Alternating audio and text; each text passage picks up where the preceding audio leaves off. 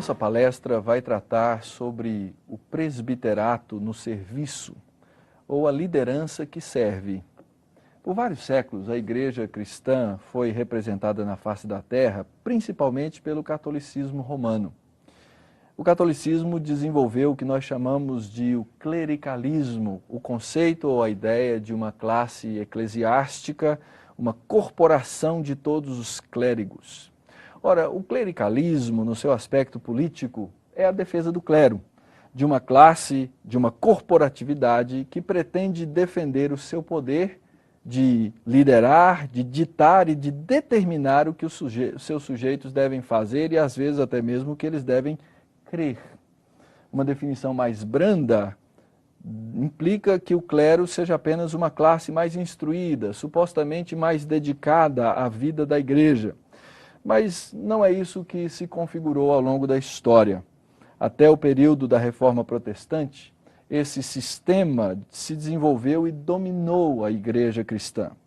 Em vários sentidos, a Reforma Protestante foi um movimento anticlerical. Creio que tanto quanto a restauração da doutrina, a grande luta de Calvino em Genebra foi exatamente de restaurar o sistema do oficialato bíblico, do presbiterato verdadeiro, que é o oposto do sistema clerical. Lutero lutou arduamente pelo sacerdócio universal dos crentes. Mas essa não foi só uma luta do passado. Eu creio que essa é uma luta do presente momento da igreja cristã. Porque a questão de termos um corpo de presbíteros que lideram a Igreja de Cristo não é simplesmente implementar um sistema.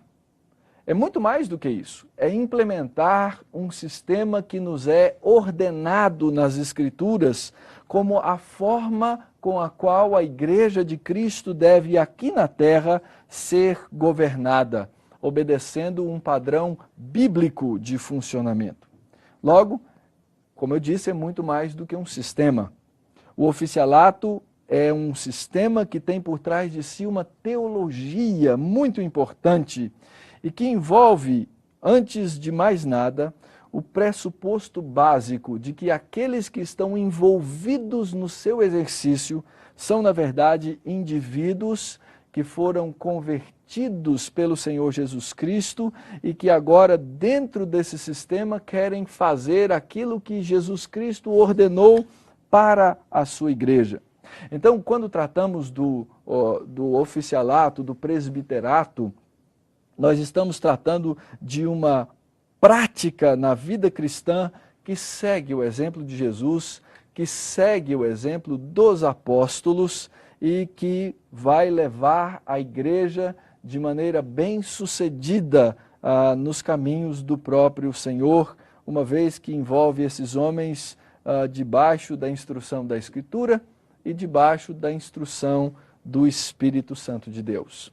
É óbvio que quando nós falamos de oficiais da igreja, nós não estamos falando de homens sem pecado, mas nós estamos falando de homens que foram regenerados pelo Espírito Santo, que foram trabalhados pelo Senhor, que receberam dons e que no meio do corpo de Cristo agora se destacam para o serviço, para a obra do presbiterato.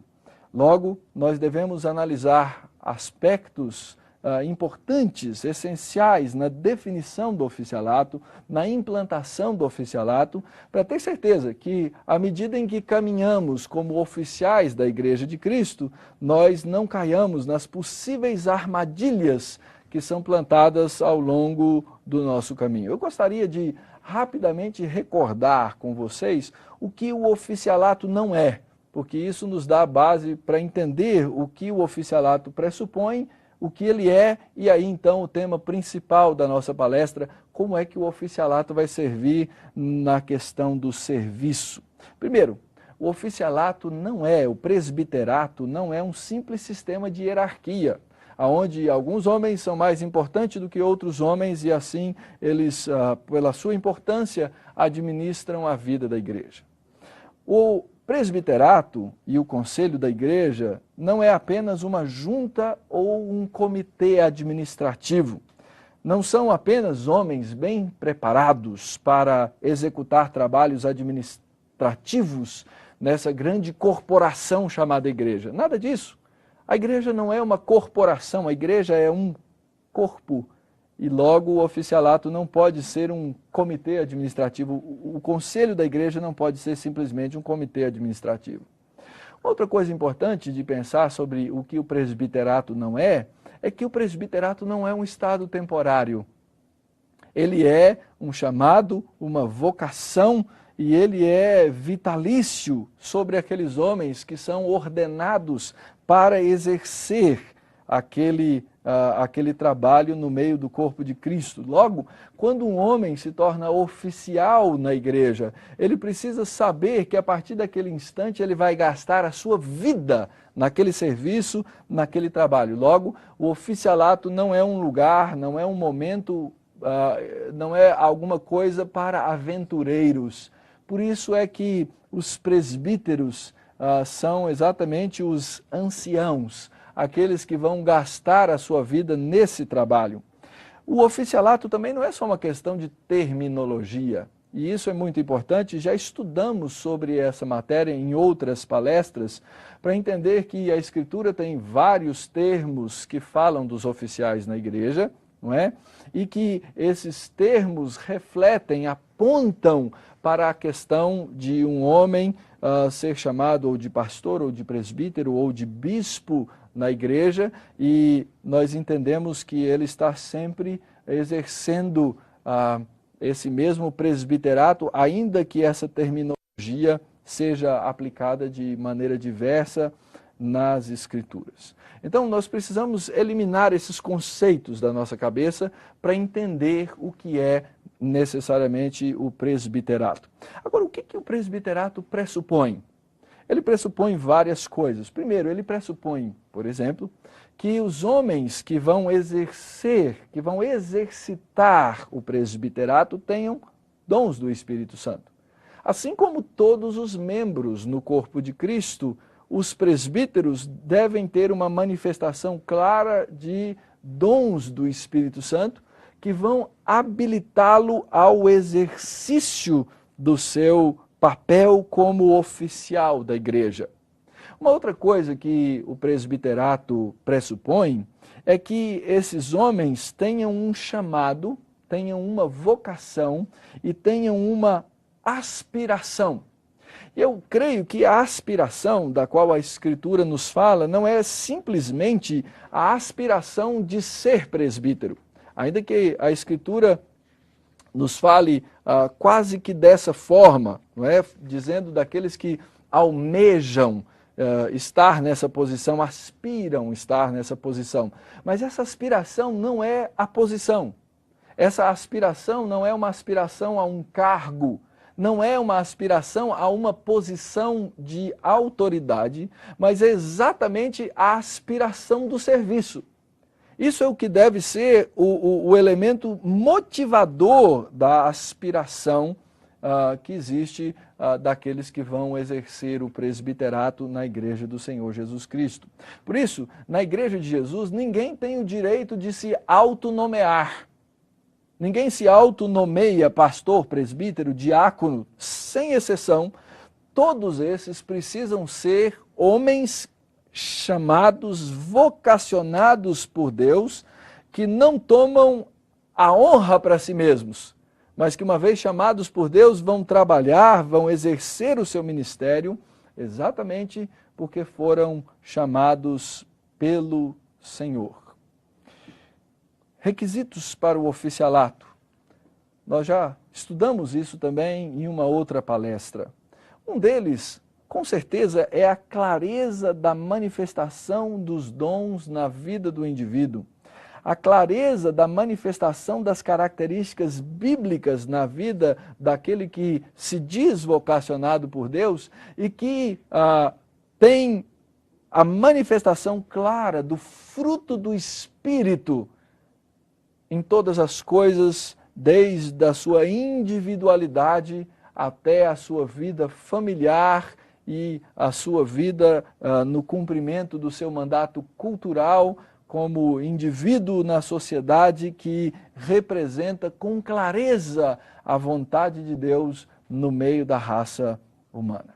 Então essas coisas são pressupostos que nós precisamos ter sobre o oficialato, sobre o presbiterato, para que ele seja bem exercido por nós. E obviamente, junto com essas coisas, vem então agora o conceito, a noção de que o exercício do presbiterato é um exercício de liderança. Mas o exercício dessa liderança precisa ser bem compreendido por nós. Nós precisamos entender com muita clareza o que é que isso significa. Porque sempre que olhamos para a Escritura nos fala da liderança em equipe. Ela nos fala da liderança que acontece num time que lidera. Ao contrário do que vem acontecendo na igreja evangélica contemporânea. Por exemplo, o conceito neopentecostal de liderança é muito diferente do conceito que nós temos. O conceito neopentecostal de liderança fala muito sobre o meu ministério, a minha tarefa. E eu faço esse ministério e as pessoas à minha volta são os coadjuvantes da liderança que eu exerço sobre a igreja. Quem não concorda comigo sai do time. Mas é um time totalmente de sujeição ao ministério de um homem que escolhe aqueles que vão lhe servir em diferentes posições. Mas não há passagens na Escritura que falem do governo e liderança da igreja por um só homem, por uma só pessoa, mas sempre por um corpo de homens escolhidos e chamados por Deus para esse exercício, para essa tarefa. Vemos vários exemplos na Escritura, desde os discípulos que pretenderam ter uma certa hierarquia entre si e que o Senhor Jesus disse não funciona desse jeito, até o chamado dos diáconos para o serviço das mesas, aonde nós não vemos em Atos capítulo 6, alguém que fosse ou tivesse menos requisitos do que os outros, mas na verdade todos aqueles 7 homens deveriam ter boa reputação, todos eles deveriam ser cheios do Espírito Santo, todos eles deveriam ter sabedoria e eles então aí eram encarregados deste serviço. Logo, o oficialato pressupõe, o presbiterato pressupõe uma liderança em equipe e não uma liderança isolada de um homem, de um ego, mas a liderança de vários homens que vão juntos com o Senhor Jesus Cristo conduzir a igreja local nos caminhos que a própria Escritura lhes ensina, lhes ordena. Normalmente, temos no meio desses homens o pastor. O pastor, segundo a Escritura nos ensina, é aquele presbítero que se dedica de uma maneira tal que merece receber dobrados honorários. E é por isso que nós entendemos que o pastor pode viver, então, recebendo da igreja, no pastoreio, junto com os outros presbíteros que também são pastores, aquilo que ele precisa para o seu sustento, para a sua vida, para a sua família e assim por diante. Logo, o pastor, ele é um no meio dos pastores da igreja local. Ele é um pastor entre outros pastores, mas ele não é um homem de destaque exclusivo entre eles, exceto no serviço que ele vai prestar, porque esse serviço ele costuma normalmente ser diferenciado na aplicação do seu tempo e da sua dedicação para as obras da igreja. E a pergunta é se nós ajuntarmos esses homens com essas características que eu acabei de dizer dentro de uma sala, todos eles com um chamado de Deus, todos eles com uma aspiração ao oficialato, ao presbiterato, todos eles com habilidades de liderança que vêm com os dons que Deus lhes dá. A pergunta que precisamos fazer é como é que esses homens não vão se destruir na sua liderança? Como é que um não vai abafar e confundir ou minar a liderança do outro? E talvez esse seja um dos pontos chaves em todo o nosso processo de compreensão da liderança no corpo de Cristo e do presbiterato no corpo de Cristo. Em João capítulo 13, o Senhor Jesus diz o seguinte, no verso 13: Vós me chamais o Mestre e o Senhor, e dizeis bem, porque eu sou. Ora, se eu, sendo o Senhor e o Mestre, vos lavei os pés, também vós deveis lavar os pés uns dos outros. Porque eu vos dei o exemplo, para que como eu vos fiz, façais vós também. Em verdade vos digo, que o servo não é maior do que o seu senhor, nem o enviado maior do que aquele que o enviou. Ora, se sabeis estas coisas, bem-aventurados sois se as praticardes. E aqui, meus queridos, está o grande segredo de homens que lideram como uma equipe, como um time, como verdadeiros presbíteros no conceito da Escritura. E quando nós caminhamos pela Bíblia, nós vamos observando que grandes homens de Deus, que grandes líderes que Deus chamou e convocou, eles sistematicamente chamavam a si mesmos de servos, de Eved, aqueles que estavam prontos para servir. Grande Abrão chama a si mesmo de servo. Todos os patriarcas chamam a si mesmos de servos. Moisés chama a si mesmo de servo. Davi chama a si mesmo de servo.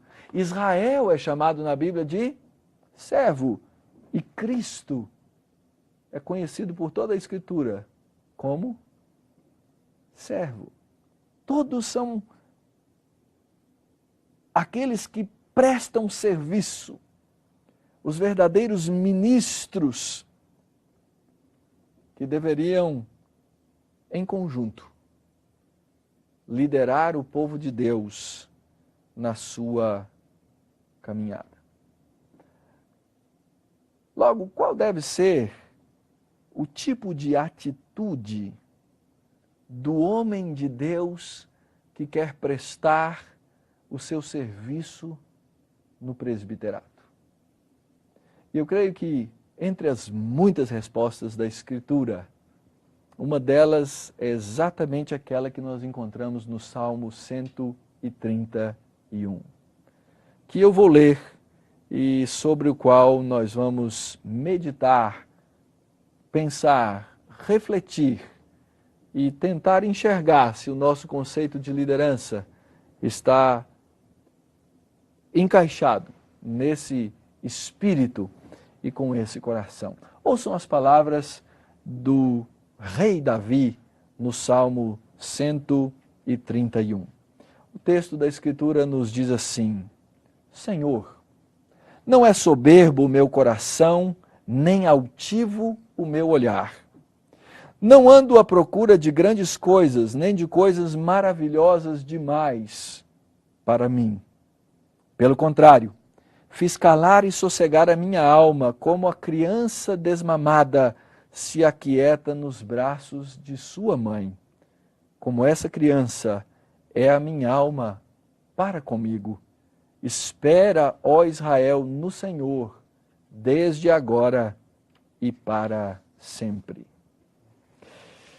Martinho Lutero, o grande líder da Reforma Protestante, ao comentar esse salmo, disse o seguinte: é um dos menores salmos, porém, para mim, um daqueles que a verdade me levou mais tempo para aprender. Como é difícil falar sobre esse texto, porque ele vai falar daquelas coisas que nós naturalmente não somos. Daquelas coisas que o mundo no qual nós vivemos naturalmente não é e sequer admite. Porque a humildade é exatamente o que nos leva à confiança em Deus. Enquanto o orgulho é o que nos leva à autoconfiança. E o nosso mundo, ele vai constantemente nos ensinar que nós devemos ser o quê? Autoconfiantes. E quando você não tem a autoconfiança necessária, quem sabe você vá a uma livraria e entre centenas e centenas de títulos escolha um livro de autoajuda, porque é você que tem que se ajudar. Esse é o tom do ensino no mundo em que nós hoje vivemos. E a pergunta, então, que eu faço é a seguinte: é possível ser humilde no sentido em que esse texto quer nos ensinar? É possível reproduzir na minha vida essas palavras de Davi? Ou melhor, quem sabe se nós começarmos nos perguntando, Davi tinha qualificações suficientes para escrever e para pronunciar esse salmo? Essa foi a pergunta que eu fiz a mim mesmo quando me deparei com esse texto. E fui então atrás das páginas da Escritura verificar talvez aspectos da vida de Davi que não sejam tão comumente abordados e tentar buscar se Davi tinha essas qualidades e essas habilidades. Vejamos. Quem foi Davi? Davi, com certeza, foi o maior rei de Israel, porque ele foi o homem debaixo do qual Deus de fato estabeleceu uma monarquia sobre o seu povo. Isso não havia acontecido debaixo de Saul com toda a força que aconteceu no tempo do rei Davi. Davi era reverenciado no seu tempo e continua até hoje a ser reverenciado. Aliás, quando fala-se do rei Davi, todo mundo tem uma ideia e uma noção de quem seja, porque é uma figura que se sobressai na história por suas muitas habilidades, com certeza. Aliás, a sua subida à posição de rei foi muito interessante. Ele era um grande comandante militar. O povo o aclamava constantemente. E as multidões daquela época, nas cidades, o colocavam acima dos demais homens. Era um homem, aparentemente, de pequena estatura, mas que tinha a coragem de enfrentar o gigante, Golias. E, com certeza, isso fazia com que muitos temessem a Davi pelas suas qualidades, pela sua capacidade, por ser um grande estrategista militar, alguém capaz de tomar decisões precisas em tempo de crise. Isso faz de Davi um homem qualificado para escrever esse salmo? Todo esse poder e toda essa admiração que Davi tinha sobre a sua pessoa o qualificavam para isso?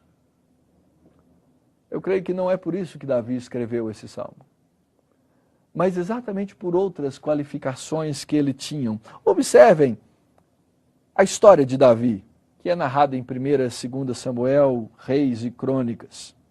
Primeiro, Davi nunca foi um homem precipitado na sua liderança. Aparentemente, era um homem que não precisava de marketing pessoal para exercer a liderança que exerceu. Aliás, o profeta o ungiu rei sobre Israel, mas antes que ele viesse a ser de fato rei sobre todo Israel, demoraram 17 anos.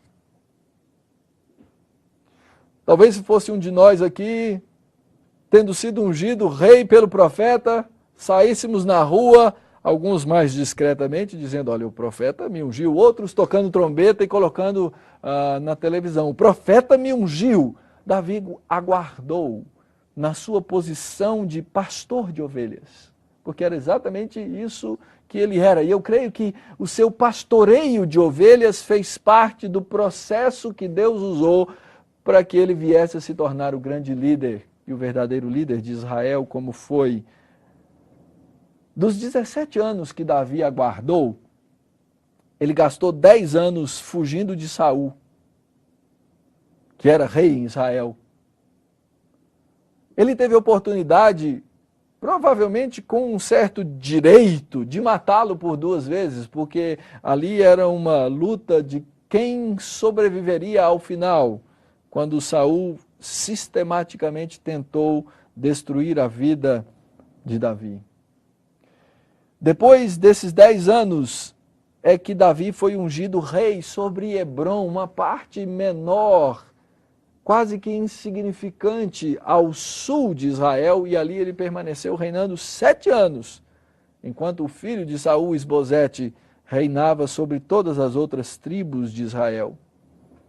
E só depois desse período é que ele foi elevado à posição de rei de fato. E no final do seu reinado, depois de muitos anos de poder, o seu filho levantou-se contra ele. E eu tenho impressão que o seu filho poderia ser facilmente derrotado por Davi. Mas o que é que Davi faz quando seu filho se opõe e tenta uma rebelião? Davi foge. O que provavelmente a maioria de nós olharia e diria, que fraqueza tremenda.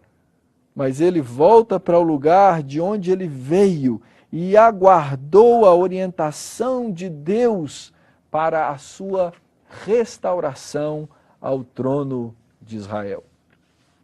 Eu creio que essas coisas, ou esses detalhes que não aparecem muito frequentemente sobre a vida de Davi, são exatamente aqueles que ensinaram Davi essas palavras sobre a liderança, quando ele aprendeu a aguardar a orientação de Deus e os propósitos de Deus para a sua própria vida. E é por isso que a Escritura vai chamar Davi de o homem segundo o coração de Deus.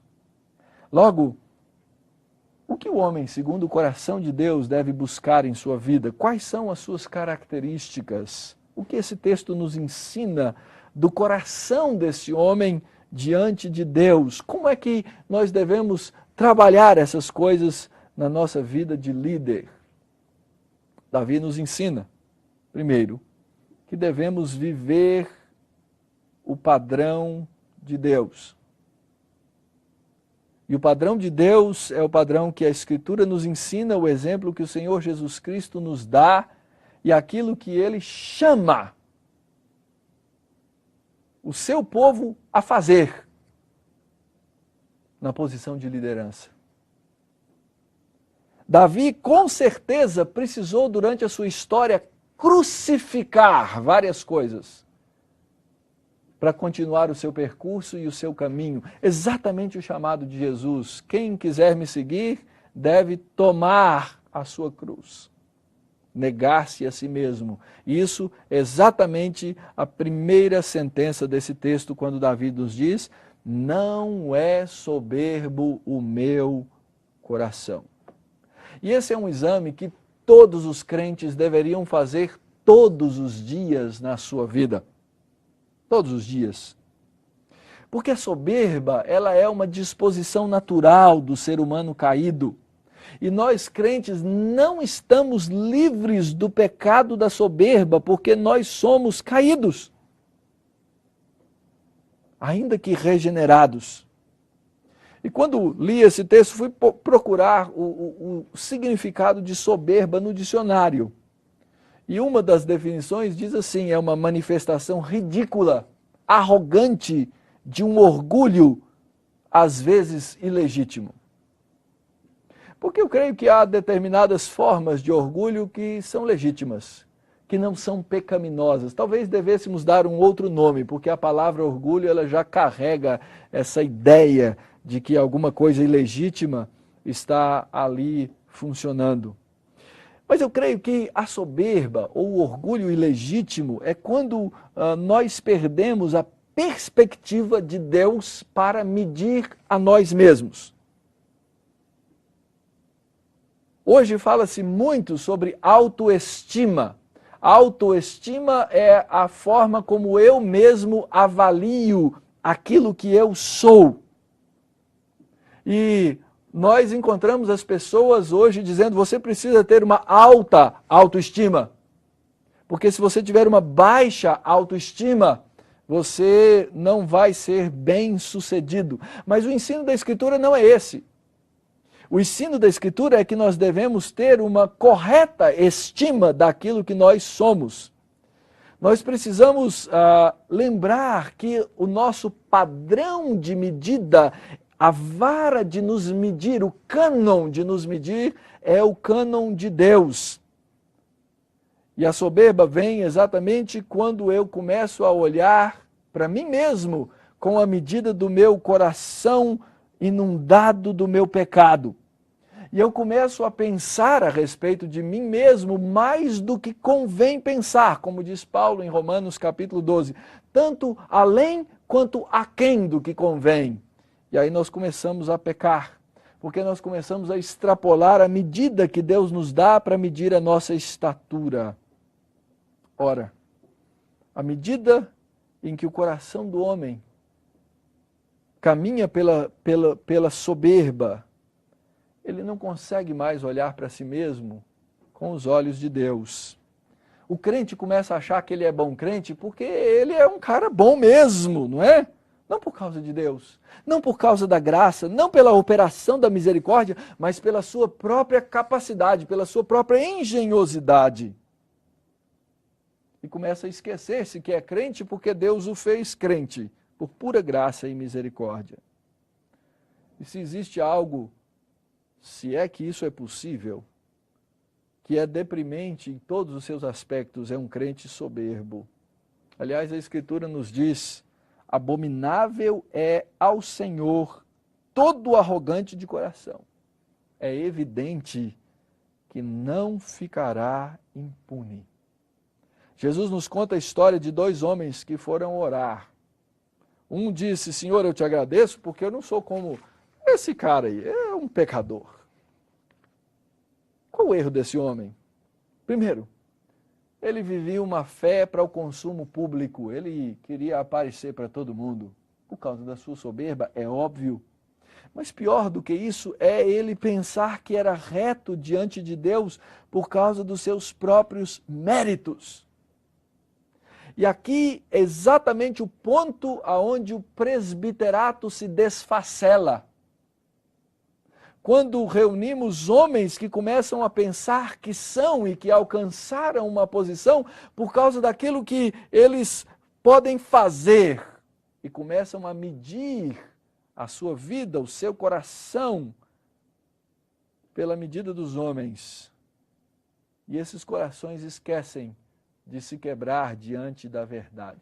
E a consequência é óbvia. Davi diz: não é soberbo o meu coração e nem altivo o meu olhar. Logo, se o coração é soberbo, o olhar também é altivo. Essa é uma expressão comum, uma forma de expressão comum na Bíblia hebraica, um paralelismo que a gente chama de progressivo. É o mesmo conceito, só que agora ele é um pouco estendido na segunda parte de um determinado verso. Primeiro, Davi nos fala do que vai dentro do coração. E agora, ele vai nos falar de como isso transparece na vida do indivíduo que se tornou soberbo. O soberbo, ele vai conquistar um olhar altivo na sua vida. Uma coisa é consequência da outra.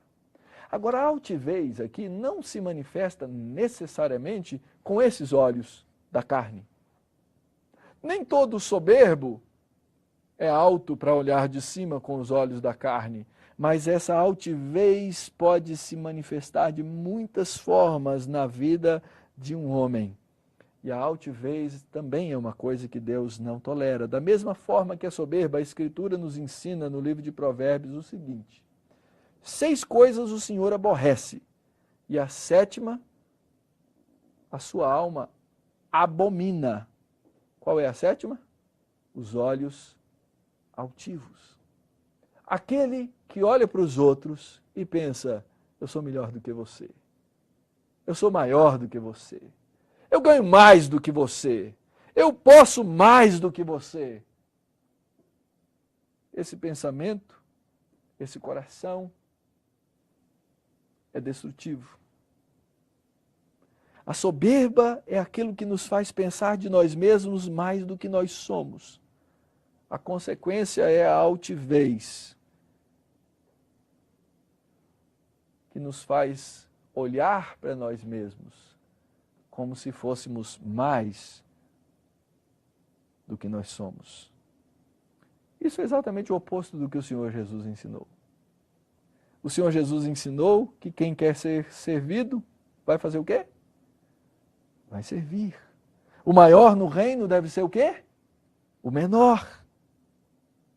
E Davi tinha essas características. Interessantemente, o grande rei de Israel era também aquele homem que no meio do povo vinha celebrando a chegada da arca à cidade. E é interessante o episódio em 2 Samuel, capítulo 6, porque a esposa de Davi, que era filha do rei Saul, estava da janela olhando Davi chegar no meio do povo com toda aquela alegria, no meio dos servos e das servas. E quando Davi chega em casa, ela lhe passa literalmente uma descompostura. O que é isso? Você é o rei de Israel e fica se misturando com o povo. Davi vira-se para ela e diz, Davi a Mical, 2 Samuel 6:21, perante o Senhor, que me escolheu a mim antes do que a seu pai e a toda a sua casa, mandando-me que fosse chefe sobre o povo do Senhor, sobre Israel, perante o Senhor eu me tenho alegrado. Ainda mais desprezível me farei e me humilharei aos meus olhos. Quanto àquele povo, as servas de quem falaste, provavelmente você está com ciúmes, delas serei honrado. Davi sabia que ele não podia olhar o seu povo por cima, porque a soberba e a altivez destruiriam a sua própria liderança.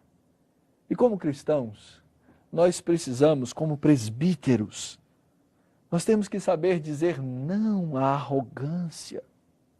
Porque aquilo que nós recebemos como do Senhor, como talentos, eles nos foram dados para que fossem usados para a edificação da igreja.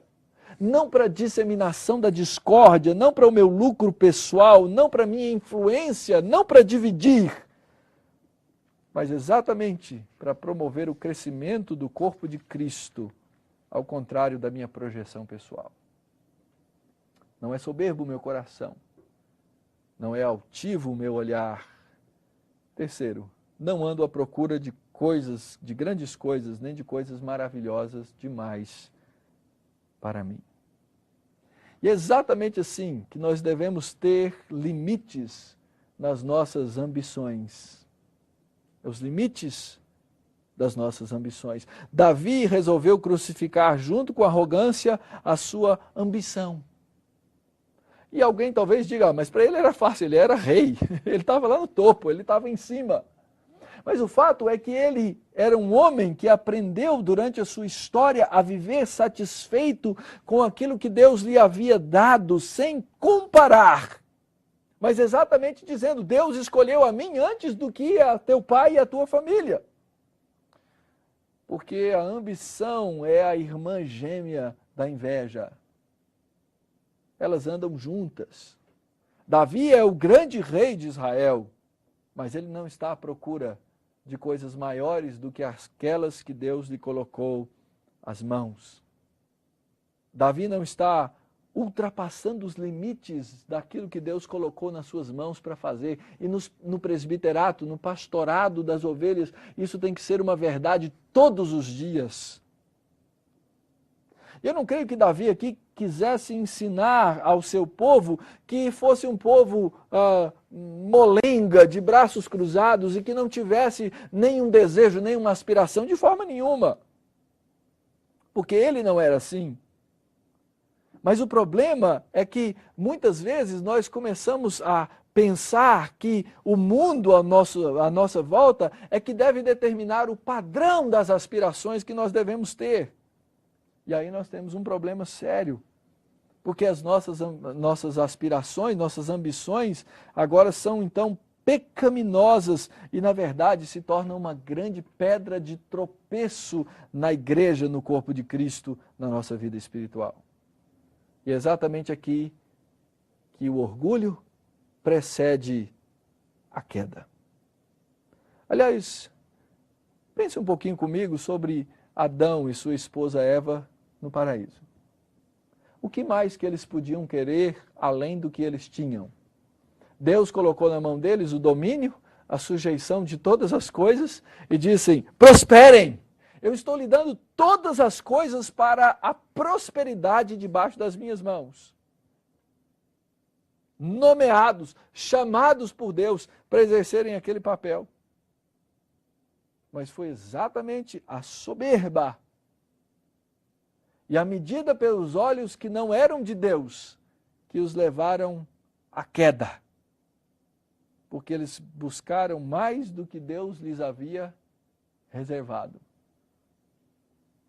Acho que não seria possível eles lerem um salmo de Davi, mas se tivessem tido a oportunidade, talvez refletissem antes, de que não devemos buscar coisas além daquelas que Deus nos dá. Por que é tão difícil evitar a soberba? Porque tantas vezes é difícil evitar esse pecado? Porque por todo lado a virtude, a soberba é tida como uma virtude. Ela é encarada como lucrativa, recompensada como uma realização. Porque existe uma linha muito tênue entre a ambição e a aspiração. E a aspiração torna-se ambição. Ora, nós precisamos aprender a aspirar. Paulo era um homem que aspirava. Ele diz em Filipenses 3, irmãos, quanto a mim, não julgo havê-lo alcançado, mas uma coisa faço. Esquecendo-me das coisas que para trás ficam e avançando para as que diante de mim estão, eu prossigo para o alvo, eu prossigo para o prêmio da soberana vocação de Deus em Cristo Jesus. Nós temos que aspirar, é verdade, mas a nossa aspiração tem que ser uma aspiração na medida de Deus. O grande problema é quando nós removemos Deus da nossa aspiração e colocamos o pecado ali. E aí então, isso tudo termina em pura arrogância e ambição carnal. Quantos exemplos tristes nós temos de igrejas que se esfacelaram, não por causa da verdade, não por causa do amor a Cristo, mas por causa da arrogância e da ambição carnal de homens. Tomemos cuidado com essas coisas. Mas Davi continua e nos diz, pelo contrário, o padrão de Deus é totalmente o outro. O padrão de Deus é o padrão que ele descreve aqui numa figura muito bonita. Ele diz, fiz calar e sossegar a minha alma, como uma criança desmamada se aquieta nos braços de sua mãe. Como essa criança é a minha alma para comigo. Essa figura deve descrever o crente, essa figura deve descrever o líder, essa figura deve descrever o presbítero na Igreja de Cristo. Meus filhos, pelo menos, eram assim, quando bem bebezinhos. Quando batia a hora da fome, não tinha quem os parasse. O seu choro fazia presença, fosse a hora que fosse. De madrugada, de manhã, de tarde. Quando a mãe não estava em casa para amamentá-los, não havia nada que os distraísse, não havia brinquedo, não havia cor, não havia movimento, não havia música, porque eles estavam concentrados em satisfazer a sua necessidade. Quando eles estão mamando, também não é bom mexer com eles, porque o seu foco é um só. Mas uma criança que terminou de mamar no colo da sua mãe, ela é dócil, ela é afável. Normalmente ela dorme, ela sossega.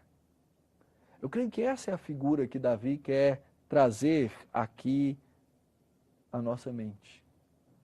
A presença da mãe significa agora o seu conforto. Antes era o leite da mãe, agora é a presença, é a segurança. E a nossa caminhada cristã, e talvez aqui eu esteja fugindo um tanto quanto da figura de Davi, o que Davi quer nos chamar, mas tentando continuar essa figura, a nossa caminhada, queridos, como cristãos e como líderes, ela tem que chegar num determinado ponto. E é como a caminhar de uma criança. Uma criança, ela a princípio, a mãe é simplesmente um objeto de alimentação, de cuidar das suas necessidades. Quando a criança é bem pequenininha, ela não sente falta especificamente da sua mãe. Se alguém mais tomar cuidado das suas necessidades, ela vai se realizar. Mas à medida em que elas crescem um pouquinho, elas agora já sentem segurança na pessoa, porque a mãe é aquela que a livra dos problemas, que traz soluções para as suas dificuldades, que satisfaz as suas vontades. Então, a figura da mãe muda de perspectiva. Mas o ideal é que quando os nossos filhos crescem, é que eles venham aprender a apreciar a nossa presença e a nossa vida ao lado deles, não porque agora somos aqueles que satisfazem as suas necessidades, mas porque eles agora passam a ter prazer na nossa presença. Eles não mais só precisam de nós, mas agora eles desfrutam de nós.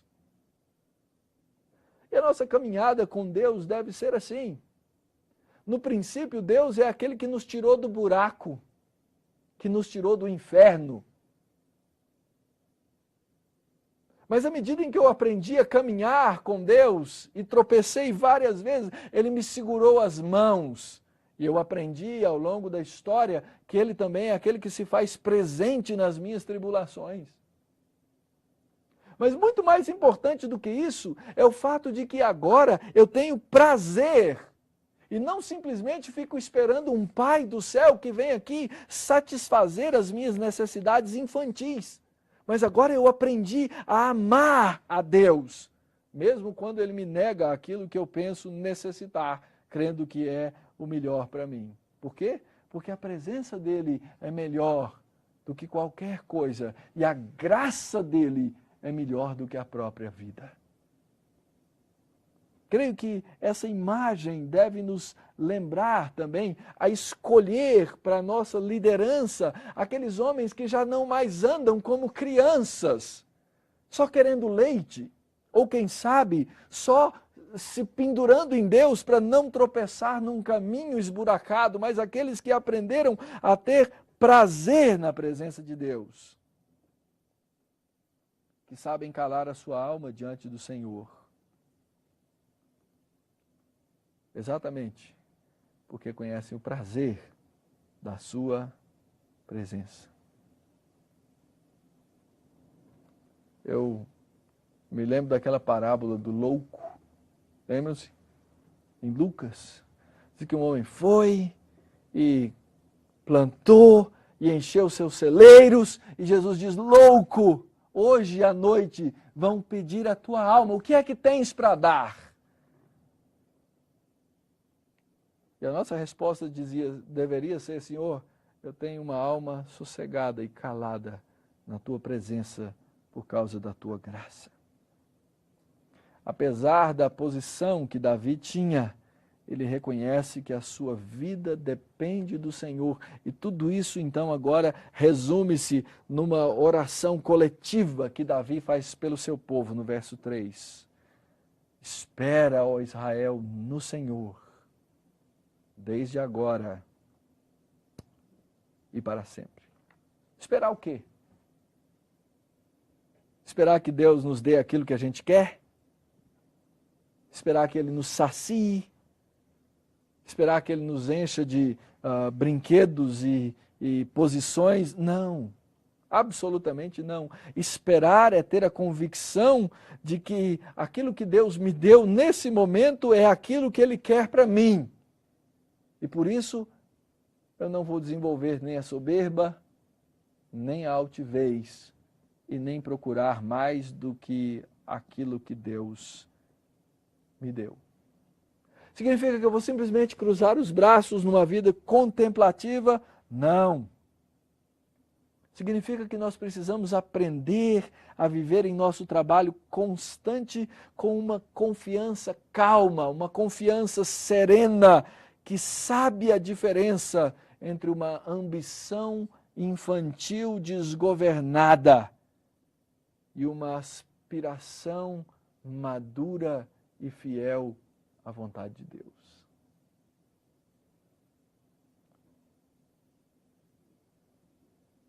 Caminhando então para terminar a nossa reflexão sobre o coração do líder que Deus quer para a sua igreja, no presbiterato, no pastorado.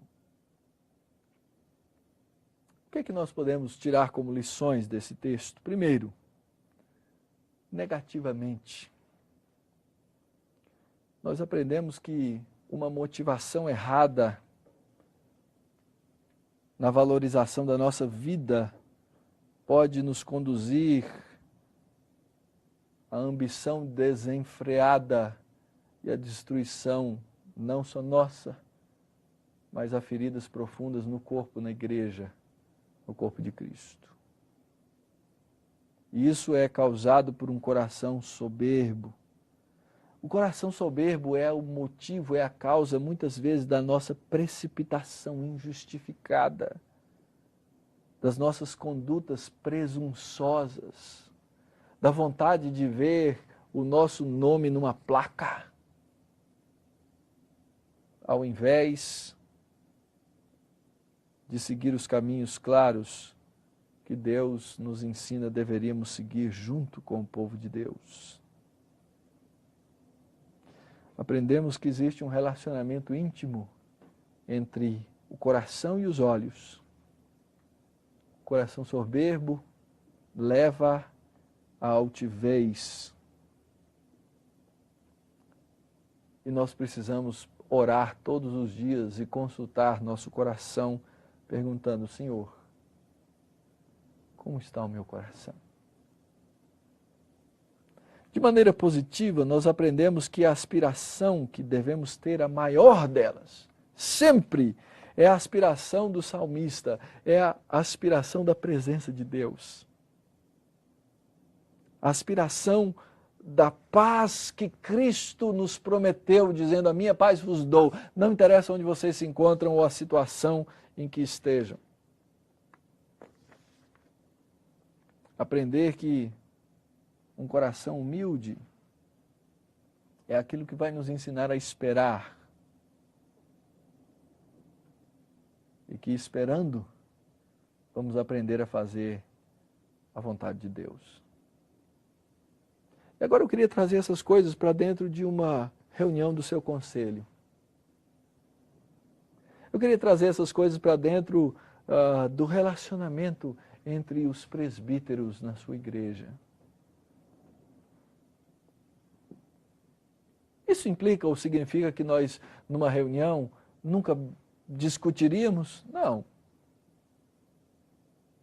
Isso implica em que nós não teríamos divisões ou discordâncias sobre alguns aspectos ou assuntos? Não. Mas com certeza faria toda a diferença nos resultados daquilo que nós vamos fazer para conduzir o povo de Deus. Porque as nossas reuniões e as nossas atitudes e as nossas atividades na vida da igreja seriam atividades do pastoreio, porque homens segundo o coração de Deus querem pastorear a igreja de Cristo para ter o coração como o do Senhor. Traga essa ideia das aspirações que temos aqui nesse texto para dentro da reunião do seu conselho. O que é que se aspira? Essa é uma coisa que muitas vezes é dolorida, porque muitas vezes nós gastamos horas e horas a fio nas nossas reuniões, nos nossos planejamentos, e acabamos, às vezes, nos tornando um comitê administrativo e não uma equipe ou um time que, com o coração sem soberba e com o olhar não altivo, lidera o povo de Deus caminhando para esperar nele. Traga essas características para a forma como você se relaciona com as pessoas. E como é que as pessoas enxergam a você? Exatamente. Para que aprendamos a tratar uns aos outros conforme a caridade de Cristo, o amor do Senhor e sem soberba. Traga esses aspectos para os alvos. Recentemente eu vi a campanha de uma determinada igreja. O alvo era ser a maior igreja de Goiânia, a cidade onde eu pastoreei durante um tempo. Aonde está a medida? Aonde está a vara? Ser o maior é o alvo de Deus? Traga esses pensamentos para o seu coração e pergunte diante de Deus: Senhor, é soberbo o meu coração? Jesus, é altivo o meu olhar? Ando à procura de coisas maiores que o Senhor colocou na minha mão? E se fizermos isso, temos a grande oportunidade de mudar a vida da igreja pela obra de Cristo, sendo um corpo de líderes que serve ao Senhor Jesus. E que Ele nos abençoe nessa tarefa.